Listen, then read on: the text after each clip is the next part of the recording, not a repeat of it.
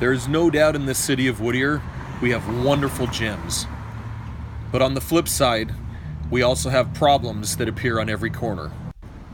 The reality is that most of us have probably never been homeless, so we don't know where to go, right? We don't know what to look for, so that's why it may not make sense to us logically, but when you're homeless, you just look for the place that is best fitting for that short amount of time, for that night, for that day, anything, which is why often places like this tend to be breeding grounds for homeless people to come to.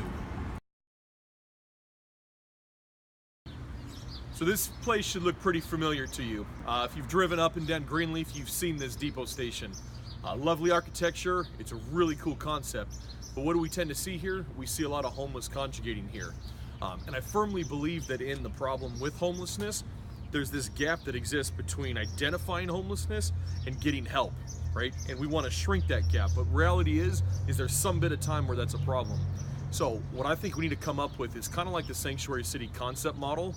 We probably should have zones within our city where it's okay for homeless to conjugate and stay while we're getting help.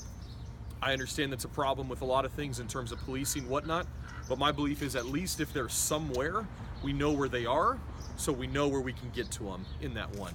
It's been a model that's been worked on for quite a while, and I think if we do that, we can identify that, hey, they are here, so we know as police where to patrol to look for them, and we know where to go when it's time for them to get help. But ultimately, that goal is to shrink that gap from identifying homelessness to getting them the help to where we don't have to have that. But let's be honest right now, with Measure H and the funding that is happening, it's going to shrink, but we're still a far way away. So we need to find places that we can identify that it's okay for them to be during the day.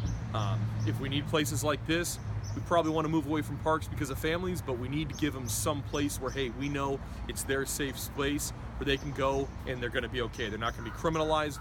They know that if they act with good conduct, they'll be okay staying there. So I think that's one of those short-term things that we really need to focus on as a city, that where are those places? And if we can identify that, then I think we can start moving them away from businesses, parks, things like that, and help the process move on. Again, it's a short-term solution, which ultimately is not the goal. The goal is to get them help. But in the meantime, right now, I think that's how we begin to clean up homelessness and start to shrink that gap down.